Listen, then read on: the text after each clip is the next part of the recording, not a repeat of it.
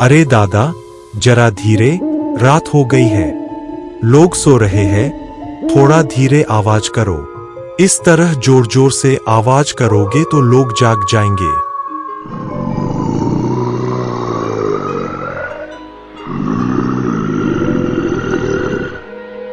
आह दादा, मैं तो तुम्हें ले ही जा रहा हूं, जाकर जितना मन करे खाना। तुम्हारे लिए गांव वालों के सामने 1000 तरह की सफाई देनी पड़ती है।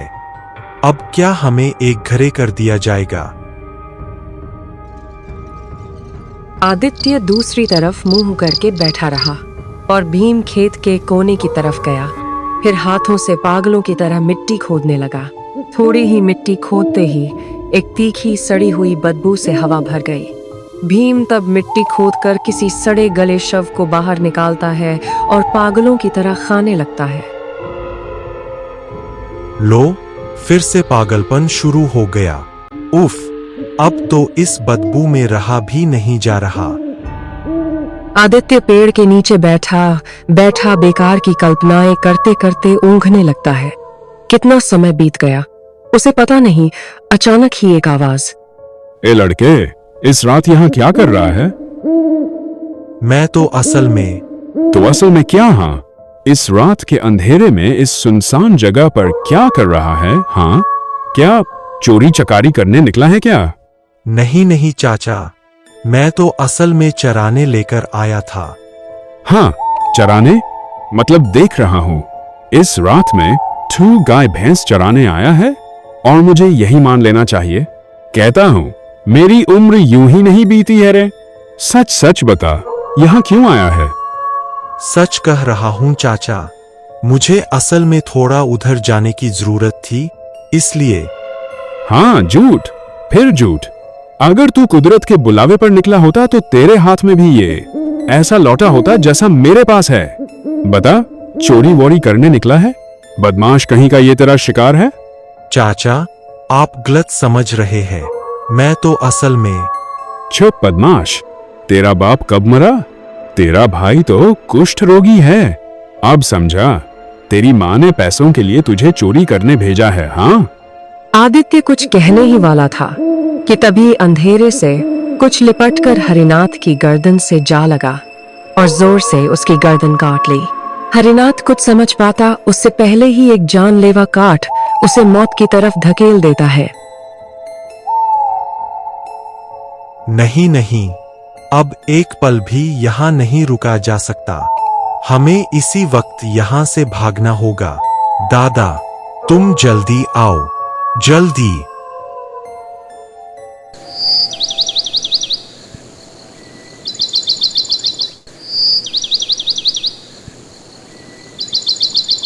कितने दिनों से गांव के क्लब घर नहीं गया, और जाऊं भी तो क्या करूं? मैं जाते ही तो सुबह सब ऐसे बर्ताव करते हैं जैसे मैं। अरे आदित्य, क्या कर रहा है? हाँ, खेत से लौटकर घर में मन नहीं टिकता। किसी से बातचीत न करूं तो मन नहीं टिकता। बताओ। हाँ, सही कहा। तुझे तो क्लब घर में आने के लिए भी नहीं कह सकता। क्या तुझे पता है, कल रात हरिनाथ चाचा का लाश मिला है। बाप रे, कितने खतरनाक तरीके से मार दिया है उन्हें। अरे सुरेश, उससे क्यों बात कर रहा है? हाँ, कह रहा हूं मोहन दा, इस तरह क्यों बात कर रहे हो? आदित्य तो हमारा अच्छा दोस्त था, है ना? हाँ, दोस्त था। उसके भाई को कुष्ठ रोग हो गया है। उस भाई के साथ रहते रहते एक दिन देखना, आदित्य को भी वही बीमारी पकड़ लेगी। मोहन दा, किसी को इस तरह दुख पहुंचाना तुम्हें अच्छा लगता है? अरे बाप रे, मेरा सत्यबोधी युधिष्ठिर आ गया। हाँ, मैं क्या करूं और क्या न करूं? क्या मुझे तुमसे सीखना पड़ेगा? मैं ठीक ही कह रहा हूं। गांव वालों ने उन्हें एक घरे कर दिया है। ज्यादा पीड़ित दिखाई दिए ना तो तुझे भी करेंगे। मैं कह रहा हूं, भाई को कुष्ठ नहीं हुआ है। तुम लोग क्यों समझना नहीं चाहते? सुन, पूरे गांव के लोग सब जानते हैं। और हाँ, ये जो तू चोरी छिपे घोषालों की छोटी बेटी पायल के साथ मेल जोल रखता है, क्या तुझे लगता है उसका बाप कभी तेरे साथ उसकी शादी करेगा? क्यों? क्यों नहीं करेगा? मेरा क्या गुनाह है? तेरा वही गुनाह है कि तू एक कुष्ठ रोगी का भाई है और कुष्ठ रोगी के घर कोई अपनी बेटी नहीं देता। अभी भी समय है, इस आपत्ति को विदा कर दे, विदा कर दे। हाँ हाँ, आदित्य मोहनदा ठीक ही कह रहा है।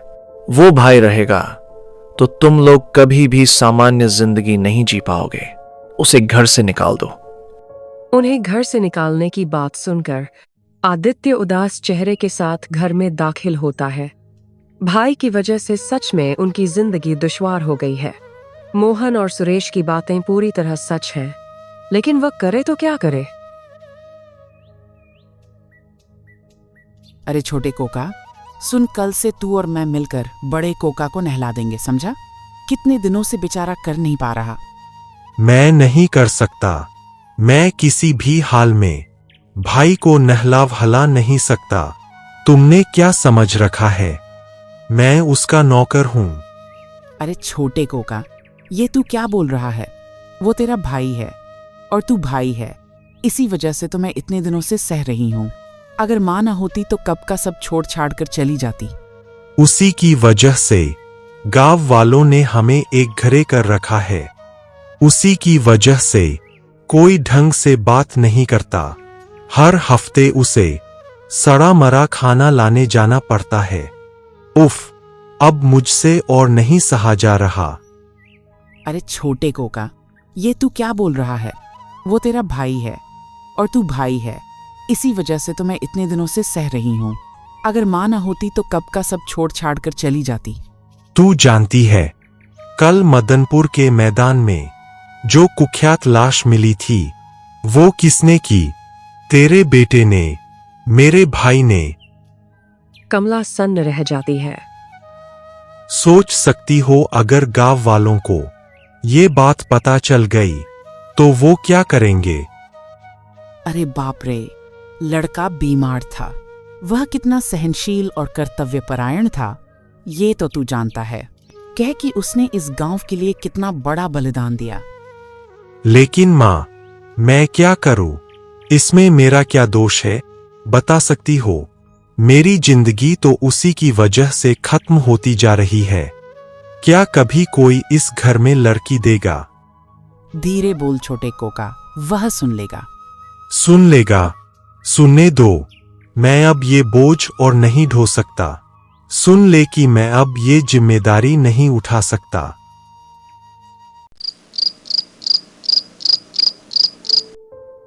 इतनी देर में पायल के आने का समय हो गया। पायल, जानती हो मैं कब से तुम्हारा रास्ता देख रहा हूँ। सिर्फ अब क्यों? शायद अब जिंदगी भर तुम्हें इसी तरह इंतजार करना पड़ेगा। इसका क्या मतलब? ये सब क्या कह रही हो? ठीक ही कह रही हूँ। लगता है इस जन्म में तुम्हारी और मेरी शादी नहीं होगी। तुम ऐसे क्यों बोल रही हो पायल? तुम जानती हो मैं तुम्हें कितना प्यार करता हूँ। मेरे माँ बाप भी मुझे बहुत प्यार करते हैं आदित्य। वे कभी मुझे किसी कुष्ठ रोगी के घर ब्याह कर नहीं देंगे। कितनी बार कहा है अपने भाई को घर से निकाल दो, फिर भी क्यों नहीं निकालते? क्योंकि पायल, मेरे भाई के पास हमारे अलावा कोई नहीं है। और मैं, महाजन का बेटा बबलू, रोज मेरे घर आकर शादी के लिए धमकी दे रहा है। मेरे पिता को डरा रहा है। ऐसे में मैं क्या करूं, बताओ? आदित्य सुनो, मैं जानती हूँ तुम मुझे खुश रखोगे, लेकिन मेरे पिता कभी नहीं मानेंगे। कम से कम जब तक तुम्हारा भाई तुम्हारे घर में रहेगा तब तक तो बिल्कुल नहीं। उसे कुष्ठ हुआ है, वो बीमारी छूत की है, तुम समझते क्यों नहीं?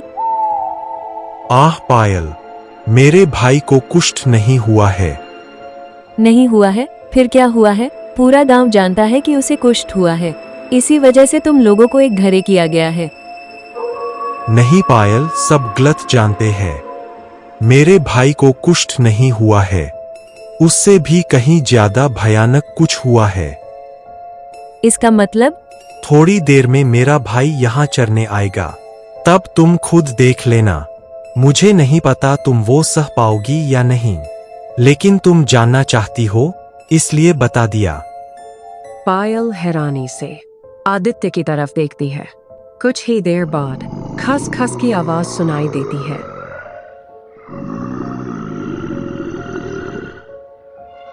भीम जमीन से एक सड़ा गला शव निकालकर पागलों की तरह खाने लगता है। सड़ी हुई बदबू से पायल का पेट मचल उठता है। वह उल्टी करने लगती है। ये कितना भयानक है। मैंने ये क्या देख लिया? ये सब क्या है आदित्य? यही मेरा भाई है। मैं कुछ भी समझ नहीं पा रही।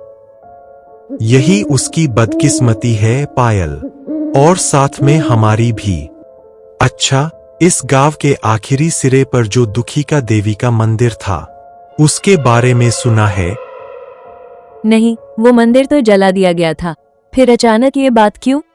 क्योंकि मेरे भाई की इस हालत का उस मंदिर से रिश्ता है। क्या कह रहे हो तुम?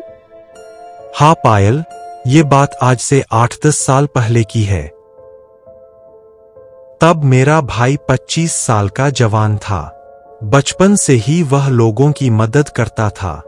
गांव में जो दुखिका देवी की घटनाएं होती थीं, वे उसे अंदर से झकझोर देती थीं। हर साल गांव से कई लोग गायब हो जाते थे और बाद में जंगल में उनके कटे हुए शव मिलते थे। सब समझते थे कि वह किसी भयानक शक्ति की साधना होती है, लेकिन कोई आगे नहीं आता था। एक दिन हमारे पड़ोस की छोटी बच्ची चिंकी गायब हो गई। मेरी चिंकी, तू कहाँ चली गई? दोपहर को मेरे पास सोई थी, शाम को उठकर देखा तो गायब।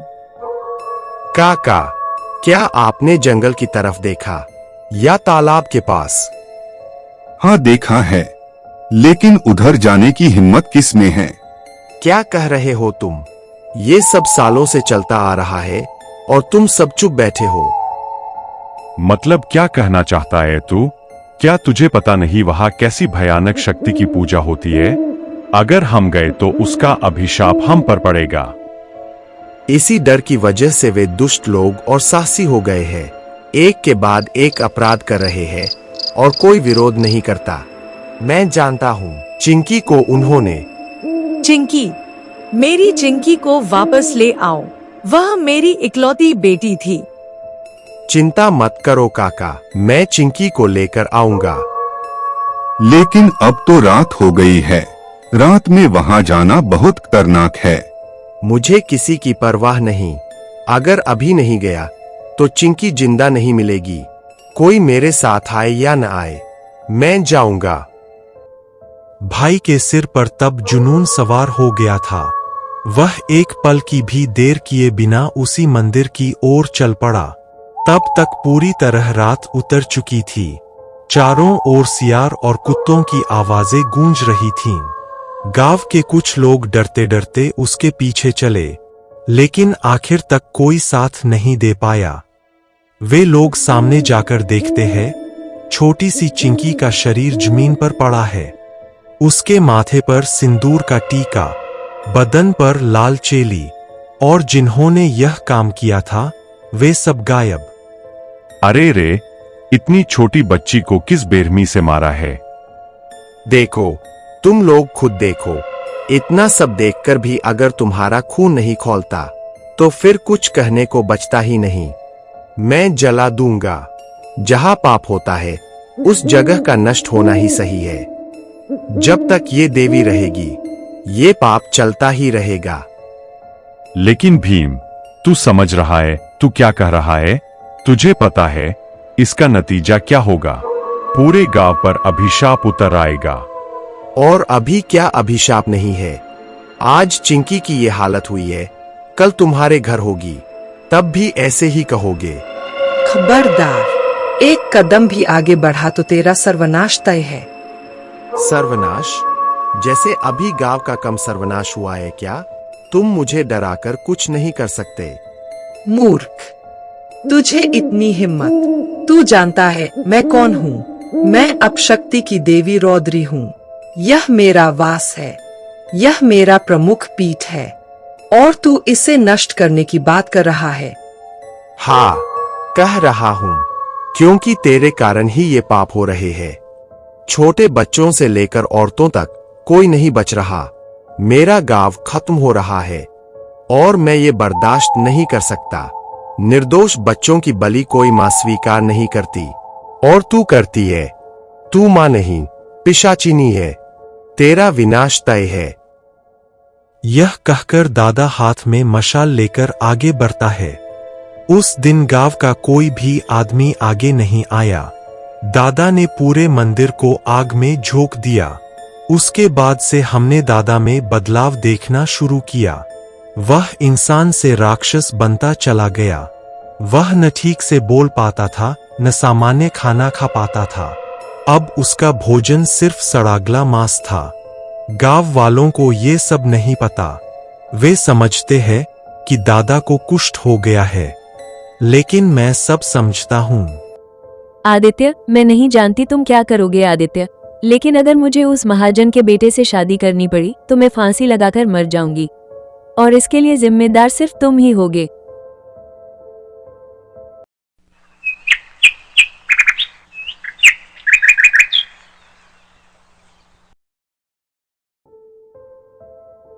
सुबह जब कमला ने घर का दरवाजा खोला तो खोलते ही जोर से चिल्ला उठी। भीम, भीम, ये तूने क्या कर दिया? ये तूने क्या कर दिया रे? आदित्य भागता हुआ आया। दादा, दादा, दादा, तूने ये क्या कर दिया दादा? क्या कर दिया? भाई भीम ने जैसे खुद आत्महत्या करके सबको शांति दे दी, लेकिन भीम की मौत के बाद भी गांव वालों का गुस्सा कम नहीं हुआ। उन्होंने उसे श्मशान में जलाने भी नहीं दिया। गांव की आखिरी सीमा पर भीम के शरीर का दाह संस्कार किया गया और उसकी अस्थियां नदी के पानी में बहा दी गईं। तेरा भाई हमें जैसे सारे दुख कष्टों से मुक्त कर गया रे। अब तो इस शादी में पायल के पिता को कोई आपत्ति नहीं होगी। इसके बाद पायल के पिता राजी हो जाते हैं। शुभ दिन देखकर आदित्य और पायल की शादी हो जाती है। दिन, महीने, साल बीतते जाते हैं। पायल और आदित्य सुखी जीवन जीने लगते हैं, लेकिन महाजन का बेटा बबलू मन से शांत नहीं हो पाता। जब भी वो आदित्य और पायल को देखता, उसके भीतर की आग दावानल की तरह भड़क उठती। एक रात पायल और आदित्य एक शादी से लौट रहे थे, नदी के किनारे किनारे। पायल, तूने मुझे ठुकराया था। इतनी बड़ी हिम्मत! मैं अपनी हंसी किसी और की नहीं होने दूंगा। पायल, चल, मेरे साथ चल। बबलू, ये क्या कह रहा है तू? मेरी शादी हो चुकी है। चला जा यहाँ से। पायल, मैं तुझसे कितना प्यार करता था। तेरे साथ शादी के सपने देखे थे, और तूने आदित्य से शादी कर ली। अगर तू मेरी नहीं हुई तो किसी की नहीं होगी। अचानक पानी का उफान आता है। ये क्या हो गया? दादा ने फिर हमारी जान बचा ली। पायल, इसी पानी में मैंने दादा की औषधि का विसर्जन किया था। दादा, मुझे माफ कर देना। तुमने हमेशा आदित्य की रक्षा की। मुझे माफ कर देना दादा, मैं तुम्हें पहचान नहीं पाई।